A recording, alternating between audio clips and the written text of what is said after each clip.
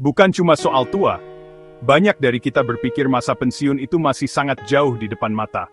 Apalagi kalau usia kita masih di kepala 2 atau kepala 3. Rasanya fokus utama adalah menikmati hidup sekarang, membeli barang yang kita inginkan mencukupi kebutuhan sehari-hari yang makin mahal. Namun, pernahkah kamu berhenti sejenak dan membayangkan seperti apa kehidupanmu nanti saat sudah tidak lagi produktif bekerja? Pensiun bukan sekadar berhenti bekerja dan menjadi tua. Pensiun adalah fase kehidupan baru yang seharusnya kita nikmati tenang damai tanpa beban finansial. Itulah alasan mengapa perencanaan dana pensiun sangat krusial. Mempersiapkan dana pensiun sejak dini adalah bentuk cinta pada diri sendiri di masa depan. Kemerdekaan finansial di hari tua adalah hadiah terbaik untuk diri kita.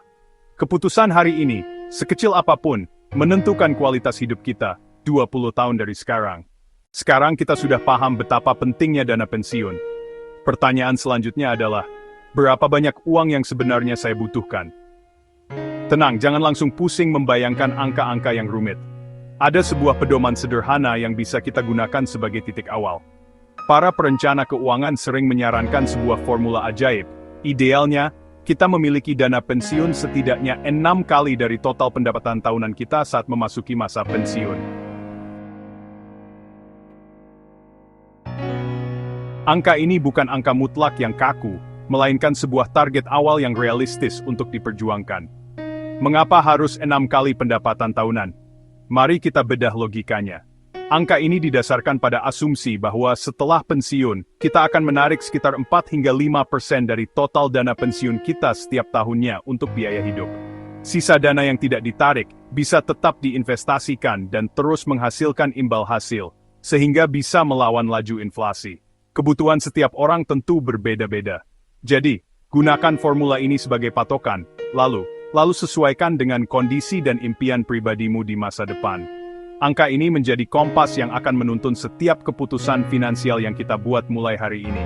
Dengan target yang jelas, kita bisa lebih termotivasi untuk disiplin menyisihkan sebagian penghasilan kita demi mencapai tujuan besar tersebut, pensiun yang nyaman dan sejahtera. Teori tanpa praktik rasanya kurang lengkap. Mari kita coba perhitungan sederhana agar konsep ini mudah dipahami. Bayangkan seseorang bernama Budi, yang saat ini berusia 30 tahun.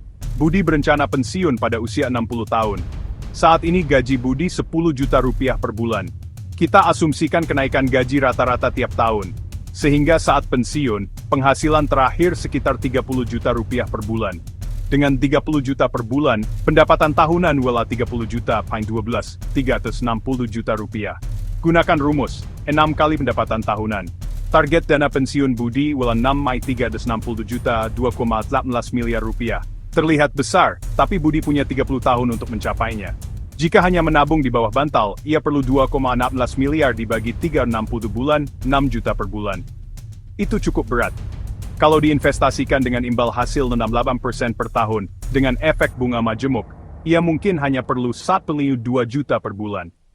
Ini menunjukkan pentingnya waktu dan strategi investasi. Buat simulasi perhitungan untuk dirimu sendiri. Ketahui targetmu dan mulai langkah kecil dari sekarang, bukan besok atau lusa. Membayangkan masa pensiun yang sejahtera memang menyenangkan ya. Namun, kita juga perlu menyadari skenario sebaliknya. Apa yang terjadi jika kita gagal mencapai target dana pensiun yang cukup? Risiko pertama dan yang paling nyata adalah penurunan drastis standar hidup. Bayangkan, selama puluhan tahun kita terbiasa dengan gaya hidup tertentu yang didukung oleh penghasilan bulanan. Tiba-tiba, keran penghasilan itu berhenti total. Tanpa tabungan pensiun yang memadai, kita mungkin terpaksa harus berhemat secara ekstrem. Risiko kedua yang tidak kalah menakutkan adalah ketergantungan finansial pada orang lain, terutama pada anak-anak kita. Tentu saja, tidak ada anak yang ingin melihat orang tuanya menderita. Namun, membebankan biaya hidup kita sepenuhnya pada mereka juga bukan pilihan yang bijak. Mereka memiliki keluarga dan tujuan finansial mereka sendiri yang harus diperjuangkan. Masalah kesehatan adalah risiko ketiga yang seringkali tidak terduga. Biaya kesehatan bisa menjadi sangat mahal. Tanpa dana darurat atau dana pensiun yang cukup, satu kali sakit parah bisa menguras seluruh tabungan kita, bahkan memaksa kita untuk berutang.